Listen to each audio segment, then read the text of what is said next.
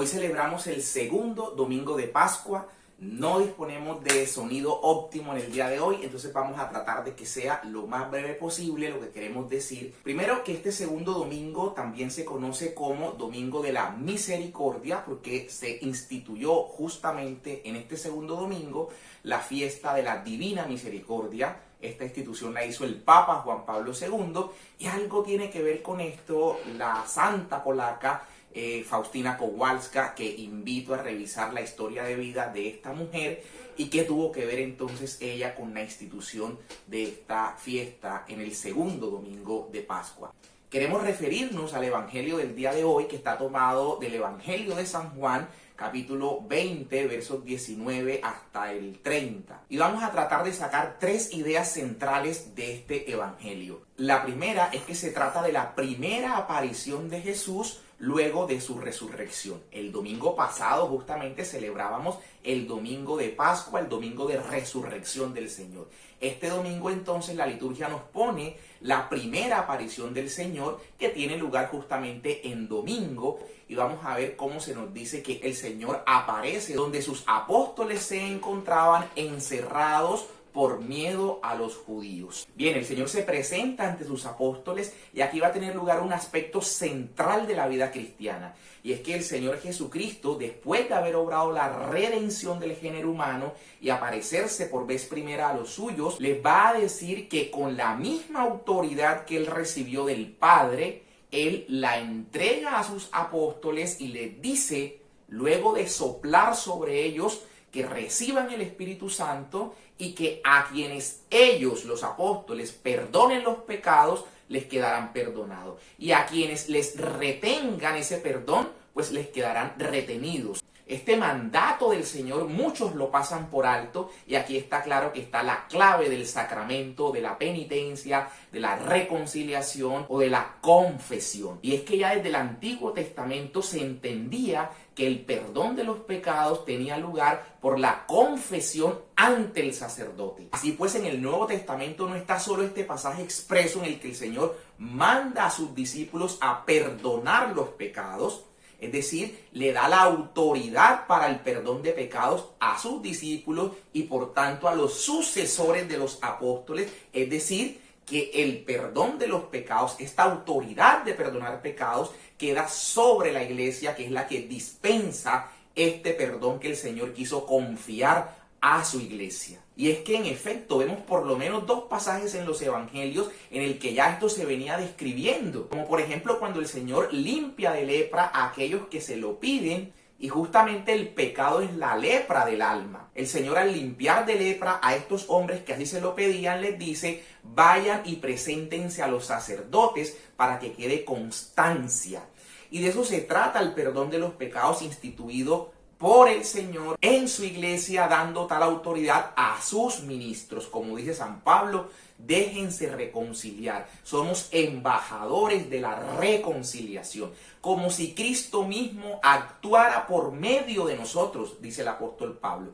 Y es que en efecto, cuando el Señor perdona a través del sacerdote, es Dios mismo quien lo está haciendo. Jesucristo había acabado de obrar la redención. Ahora ha dicho de qué manera los pecados, por supuesto, luego del bautismo, cómo los pecados iban a ser perdonados. Y lo mismo vemos en aquel pasaje cuando el Señor sana al paralítico que le llevan a aquellas 4 personas en camilla. El Señor le dice: tus pecados te son perdonados, y empieza la murmuración del pueblo. ¿Cómo es posible si solo Dios perdona pecados? Pero el Señor sabía lo que quería enfatizar en esa escena y entonces les va a decir, para que vean que el Hijo del Hombre tiene poder para perdonar pecados, dirá a continuación al paralítico: toma tu camilla, levántate y anda. Y entonces la multitud, ante semejante hecho, va a contar el evangelista con mucha precisión que alababan a Dios porque había dado tal poder a los hombres. A los hombres. El evangelista ya sabía, cuando está poniendo por escrito esta escena, el poder que el Señor les había dado a los apóstoles, es decir, a los hombres, luego de su resurrección. Es que esto de confesar los pecados de modo audible ante alguien era una práctica conocida. De hecho, vemos cómo en el bautismo de Juan iban y quienes eran bautizados confesaban sus pecados. Vemos también cómo Lucas, en el libro de los Hechos de los Apóstoles, nos narra que aquellos que llegaban ante los apóstoles declaraban sus prácticas, ¿no? Y la iglesia desde los primeros años del cristianismo ha entendido que este poder fue dado a los apóstoles, a sus sucesores, y es la razón por la cual este sacramento de la penitencia, de la confesión, desde siempre se ha practicado en el seno de la iglesia. Vamos a ver, por ejemplo, algunos padres de la iglesia, es decir, algunos de esos prominentes cristianos de los primeros siglos que nos dan cuenta de cómo era la práctica en la iglesia primitiva. Voy a citar solo a 2 o 3 padres, incluso antes del 313 o del 325, cuando algunos mal informados dicen que fue la fecha en la cual Constantino fundó la iglesia. Pues bien, empecemos por citar a la Didache, aquel escrito entre el año 50 y el año 100. Incluso pudo haberse redactado primero que los mismos evangelios, el cual nos da cuenta que la práctica era que en la Eucaristía, en la fracción del pan, en el culto cristiano, los cristianos, para acercarse a la comunión, debían previamente confesar sus pecados. Igualmente tenemos a Orígenes de Alejandría, que nace en el año 185 y muere en el año 254. Voy a citar textualmente lo que decía Orígenes. Hay también otra razón, aunque dura y laboriosa, la remisión de pecados por medio de la penitencia.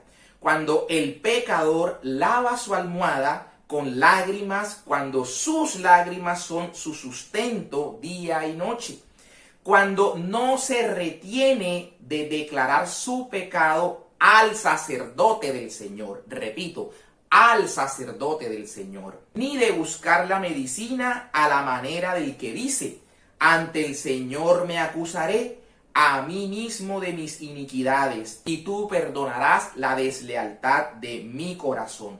En su homilía sobre los Salmos dice esto Orígenes de Alejandría. La confesión ante el sacerdote del Señor. Y deja en claro que no se trata de que el sacerdote por sí mismo lo perdone, sino que se trata de una confesión que se hace como si ante el Señor mismo se hiciera. Bien, otro es San Cipriano de Cartago, obispo del norte del África, nacido en el año 200 y muerto en el año 258. Leo textualmente también lo que Cipriano de Cartago dice. Les exhorto, hermanos carísimos, a que cada uno confiese su pecado mientras el que ha pecado vive todavía en este mundo. O sea, mientras su confesión pueda ser aceptada, mientras la satisfacción y el perdón otorgado por los sacerdotes sean aún agradables a Dios.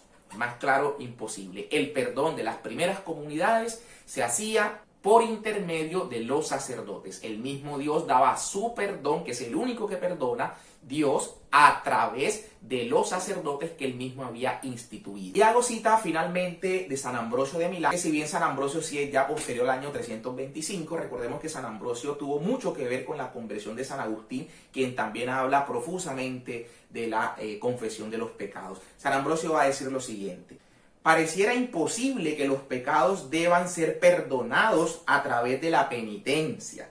Cristo otorgó este poder a los apóstoles y de los apóstoles ha sido transmitido al oficio de los sacerdotes. San Ambrosio de Milán. Ahora, quiero decir que no se trata de creer en la confesión de los pecados porque lo dice Orígenes de Alejandría, porque está escrito en la Didache, o porque lo diga Cipriano de Cartago o Ambrosio de Milán, o hay otras citas de Agustín de Hipona, etc. No, lo que quiero plantear es que la recta interpretación de las Escrituras, esta cita de Juan 20, donde el Señor dice a sus apóstoles, les da la autoridad de perdonar los pecados, así se ha interpretado desde siempre en el seno de la iglesia primitiva. Incluso antes de que los textos estuviesen puestos por escrito, pues ya oralmente la predicación apostólica ya tenía esta práctica en el seno de la iglesia primitiva. Por supuesto que una denominación que nace posterior al año 1517, al no tener tradición, al no recibir sus líderes la imposición de manos y la sucesión apostólica y por tanto la autoridad que viene de Cristo y de sus apóstoles, pues lo más fácil es renegar de este mandato del Señor que dice la manera en la cual los pecados después del bautismo son perdonados en su iglesia. Pues bien, y el segundo tema al que me quiero referir rápidamente es a la manera como el evangelio de hoy inicia. Pasado el sábado, el primer día de la semana, esto que hace el evangelista al decir pasado el sábado, lo que nos quiere mostrar es justamente que el sábado ha sucumbido, ha sido sustituido por el domingo, el día de la resurrección. Por tanto, si en la antigua alianza el día de guardar, el día del Señor, era el sabbat, era el sábado, ahora este día viene a cobrar su plenitud en la resurrección de Cristo el día domingo. Algunos salen a decir que también fue Constantino quien cambió el sábado y puso el domingo como el día de descanso para los cristianos. Absolutamente falso. Desde el inicio los cristianos, y tal como está redactado este texto, han dejado en claro que el domingo, que fue el día de la resurrección, es el día en que los cristianos se reunían para su culto, para la fracción del pan, para las oraciones, para la enseñanza de los apóstoles. Era el día del culto, el día del Señor, el domingo como hasta hoy lo viene siendo. Vemos, por ejemplo, que así lo dice Ignacio de Antioquía en una de sus cartas en el año 107. Vemos a Justino Mártir en el año 155 aproximadamente en su escrito apologético, escribiendo cómo el día que se llama el sol no se llamaba domingo, el día que se llama Día del Sol, los cristianos se reunían para la Eucaristía. Y estamos hablando del año 155, muchos años antes de que incluso naciera Constantino. Ahora, es verdad que en la época de Constantino lo que hace él es dar un día de descanso que no existía en el Imperio Romano, dar un día de descanso que se escogió el Día del Sol, el día domingo llamado luego, para que fuese en ese día que todos los habitantes del imperio descansaran ese día. Sin embargo, repito, el Dies Domini, el día del Señor, ya los cristianos lo tenían situado en el día del sol, en el día domingo. De allí justamente va a venir el Dies Dominical, el Dies Domini, el día del Señor, cobra de ahí su nombre. En el concilio luego de la Odisea viene ya la unificación de los cristianos, porque todavía habían algunos que querían judaizar y asumir el día sábado como el día del Señor.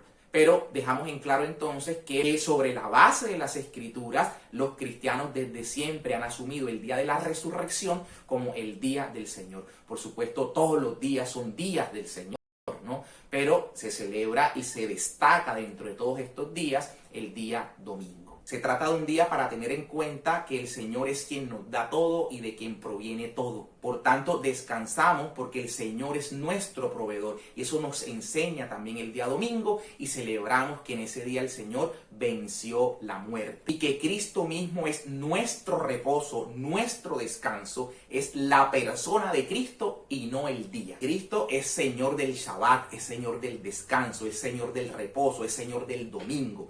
Él, la persona de Cristo, es nuestro descanso. Y por último quiero hacer mención a la persona de Tomás. Cuando el Señor llega no está Tomás. A Tomás, por tanto, le cuentan que el Señor se había aparecido y él dice que hasta que no vea, él no va a creer.